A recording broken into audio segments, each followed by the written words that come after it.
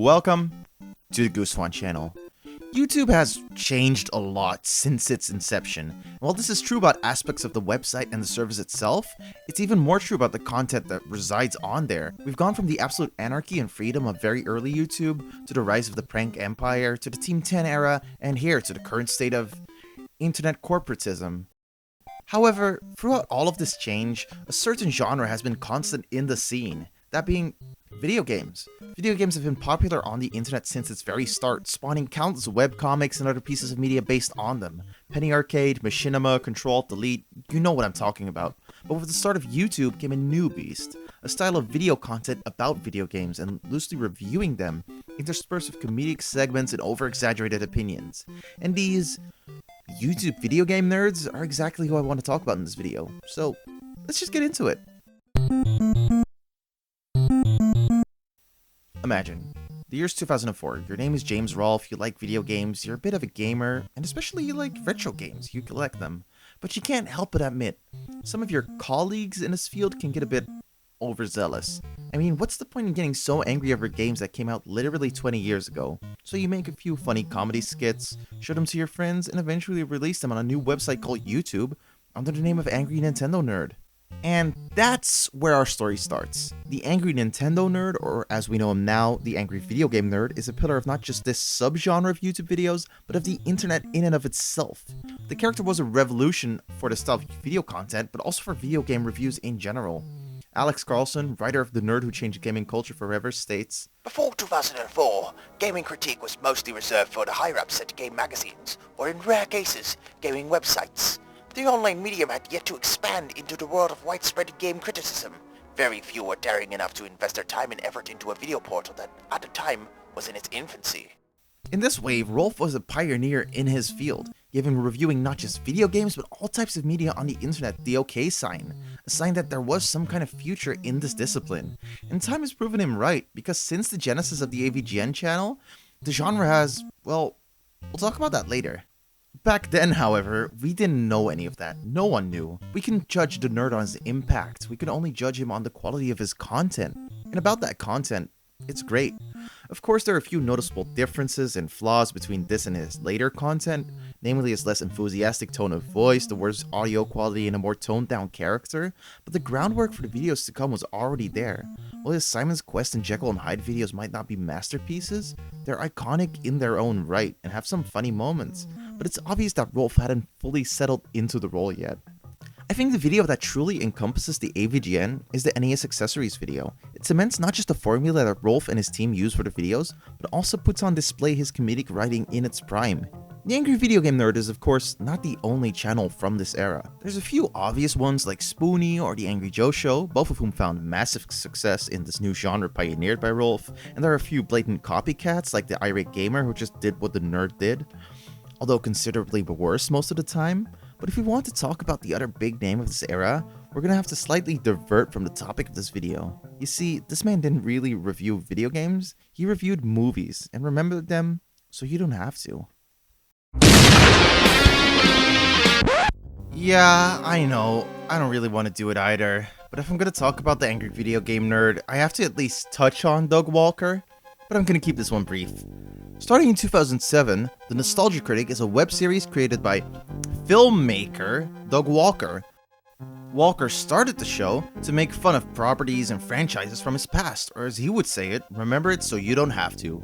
While the critic is very closely linked to the AVGN in a lot of ways, and his content has been the inspiration for a lot of creators to come, going back to an older NC video from before he became bad does leave a sour taste in my mouth. Something about Doug's writing is inherently unfunny, and it's only gotten less so over the years. You see, Doug always feels like he's trying very hard to make you laugh, and every once in a while, I'll admit, he gets a chuckle out of me, but every other time it just makes me cringe. He just takes like every random thought he gets and doesn't just throw it, but builds it a whole fucking house before smashing it straight into the nearest wall he can find and hoping it sticks. And with that I mean, he'll go all in with his jokes, even the really bad ones. He'll get his cast into costume and make them act out the worst skit you've ever fucking seen in your entire life. And most of the time, it doesn't work at all. But this video isn't about tearing down the Nostalgia Critic. It's about video game nerds and how they've changed. So let's finally take that next step, alright?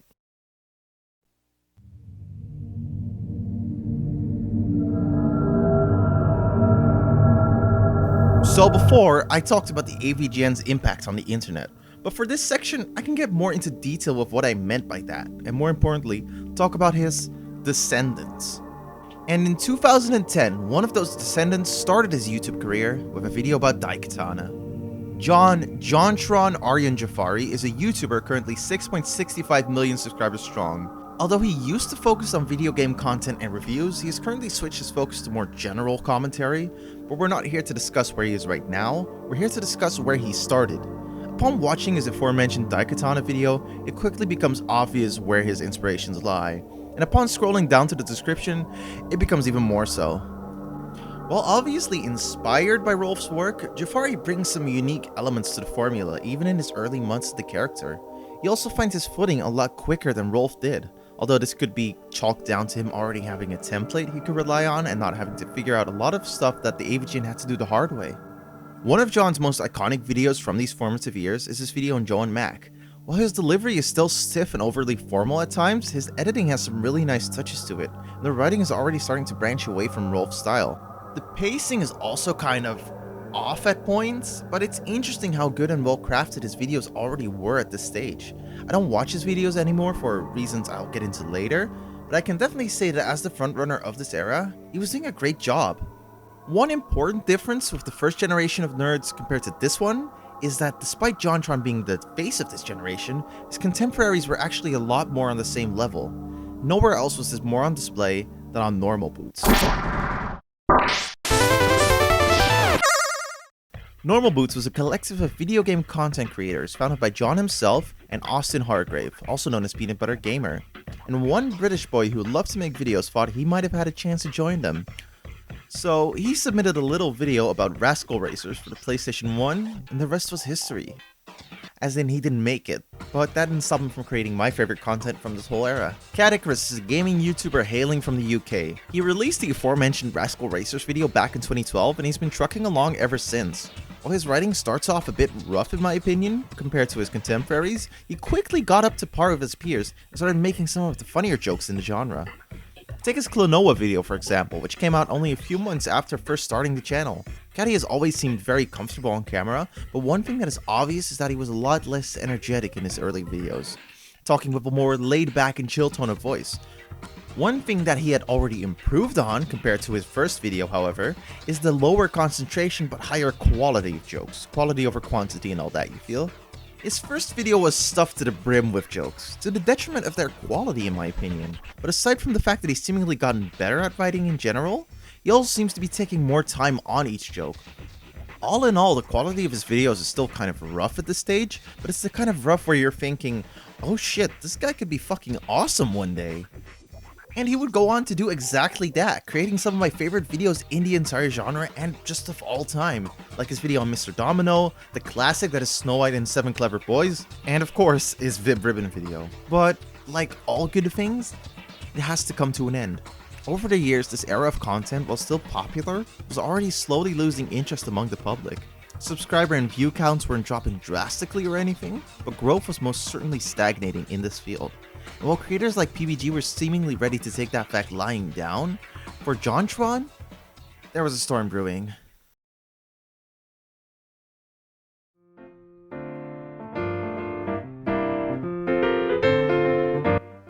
Early 2017. The Trump administration was barely a few months old. Logan Paul had admitted caught laughing at a dead body. Yet, and Scott, the guy who owns Sonic Jam Wozniak, released his first video under the Scott the Wiz moniker. A video about what his wishes were for the upcoming Nintendo console, the Nintendo Switch. And the rest is history.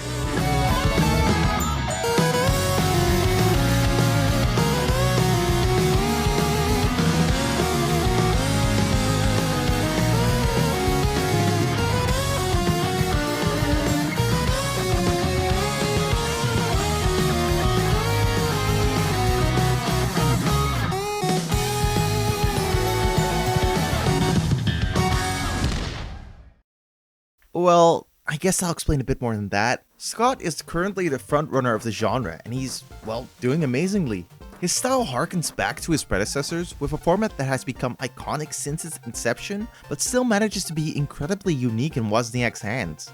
From his more deadpan delivery and general self-awareness of the ridiculousness of what he's doing, to the more absurdist side of humor he brings to the table, it's all so fresh.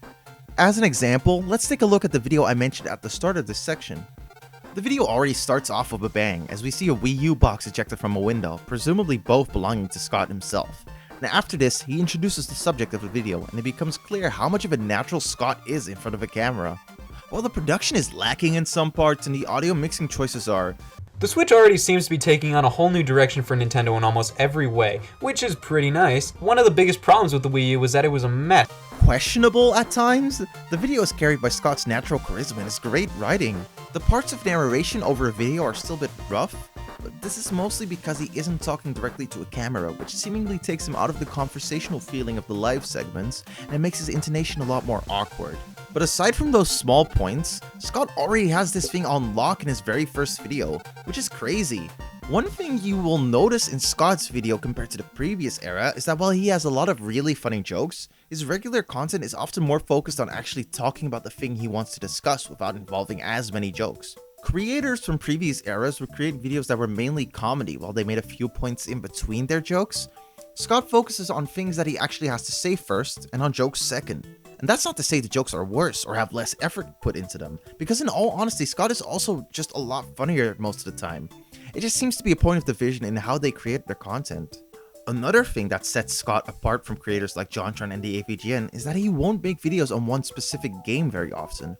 More likely, he'll take a broader subject related to video games and discuss different things about it, instead of chronologically going through a game and making points of critique or jokes as he gets to them.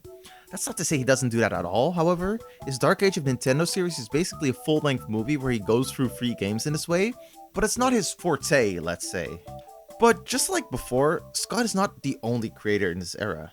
Otherwise, how much of an era would it truly be? So let's take some time out of our schedule to shed some light on some creators that I think deserve more attention. Excluding myself, of course. You can give me attention, but I'm not going to put myself in the list, is what I mean. First up, we have Radical Soda. Radical Soda, standing 284 subscribers strong, is a gaming YouTuber that heavily harkens back to the second era of YouTube video game nerds. His style is very reminiscent of YouTubers like JonTron, although something that I can pinpoint makes me think more Catacrust than JonTron. And compared to both of these creators, his videos tend to run a bit longer and have more of a focus on Sonic the Hedgehog. His content is genuinely really good though, funny and well written, and he's carved a really nice niche for himself. Although honestly, some of his videos are actually really long, like it's kind of insane, like I don't have the time for that, but you know, he's good, makes good videos. Secondly, we have Billiam. While he doesn't often make videos about video games anymore, stylistically he fits into this genre like a glove. Compared to both Radical Soda and Scott the Wiz, Billiam's style is a lot more streamlined, and his videos tend to blow up in the algorithm more often.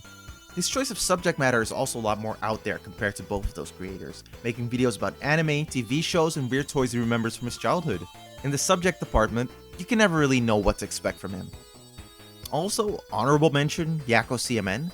I kind of have to mention him. I know he's like in the genre and he's good, and I have a few friends that watch him, but I've watched so many gaming YouTubers for this fucking video, I kind of don't want to watch any more. But check him out, he's got good videos. I've seen like a few of them before with friends. And finally, we have Cadency. Cadency is the smallest creator on this list, and also in this whole video, standing strong at 6k subscribers, which is still a lot more than me. I discovered him a few months ago when he released his SpongeBob Iceberg video, and then went back to check out his other videos, and they're great.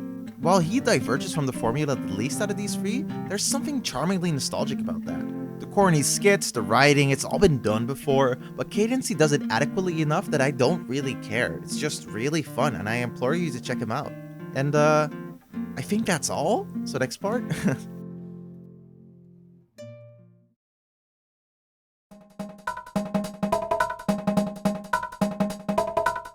Obviously, not every creator adjacent to the ones I discussed here neatly fits into this structure, but I think it's an interesting framework to look at this genre through.